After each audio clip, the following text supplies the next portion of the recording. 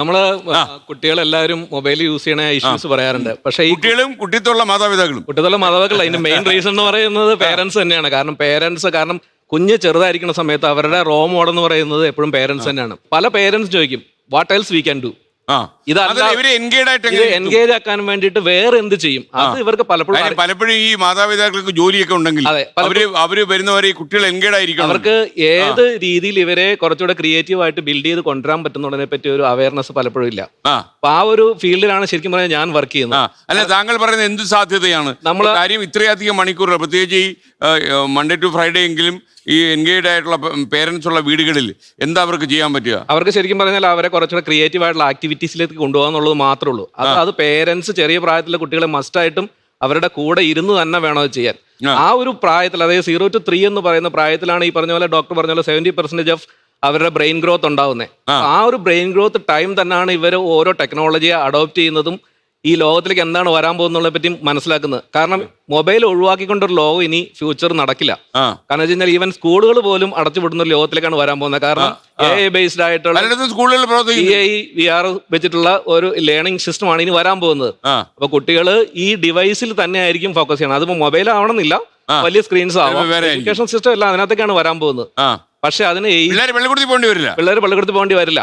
കാരണം ഇപ്പൊ ശിവാനി പറഞ്ഞ പോലെ തന്നെ ശിവാനി ഇപ്പൊ എവിടെ ലിമിറ്റ് ചെയ്യണം എന്നുള്ള പ്രോസസ് അറിയാം. പക്ഷെ നമ്മളിപ്പോൾ ഉള്ള പ്രായത്തിലുള്ള കുട്ടികൾക്ക് അത് അറിയില്ല. അവരതിനകത്ത് കയറി കഴിഞ്ഞ് കഴിഞ്ഞാൽ മണിക്കൂറുകളാണ്. 3 മണിക്കൂറൊന്നും അല്ല ആൾക്കാർ സ്പെൻഡ് ചെയ്യുന്നത്. 6 മുതൽ 8 മണിക്കൂർ വരെ അഡൽട്സ് സ്പെൻഡ് ചെയ്യുന്നുണ്ട് മൊബൈലിൽ.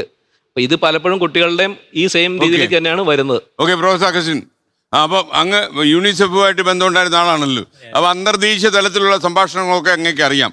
അപ്പം ഞാൻ ചിലപ്പോഴൊക്കെ ആലോചിച്ചിട്ടുണ്ട്, ഇപ്പം ഇത്രയധികം ഫോണിലൂടെ മലയാളികൾക്ക് ഇത്രയും സംസാരിക്കാനുള്ള കാര്യങ്ങളുണ്ടോ?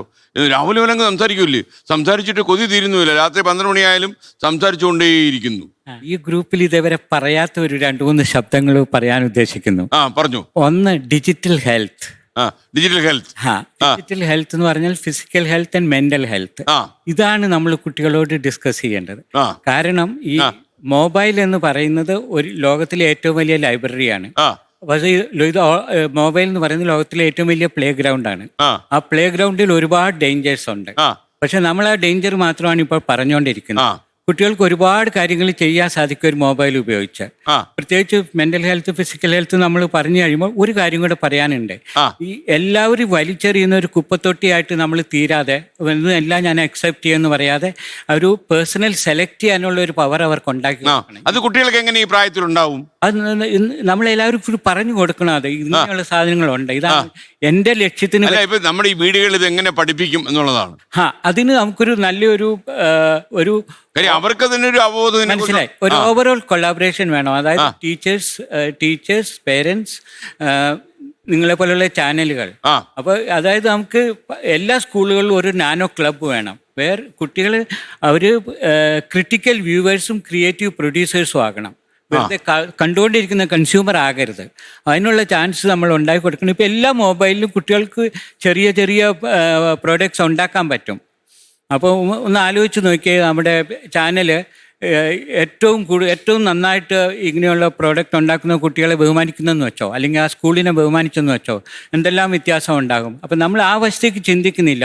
അയ്യോ മൊബൈൽ വന്നു, എല്ലാവരും പൊളിഞ്ഞു, അങ്ങനെ ചിന്തിക്കാതെ ഒരു മെന്റൽ ഹെൽത്ത്, ഒരു ഡിജിറ്റൽ ഹെൽത്തിലേക്ക് നമ്മൾ മൂവ് ചെയ്യണം. ലോകത്തെവിടെയായാലും ഏത് സമയത്തും 24 വാർത്തകളും ഓഗ്മെന്റഡ് റിയാലിറ്റി പാക്കേജുകളും എക്സ്പ്ലെയിനറുകളും വിശദമായി കാണാൻ ഞങ്ങളുടെ യൂട്യൂബ് ചാനൽ നിങ്ങൾക്ക് സബ്സ്ക്രൈബ് ചെയ്യാം.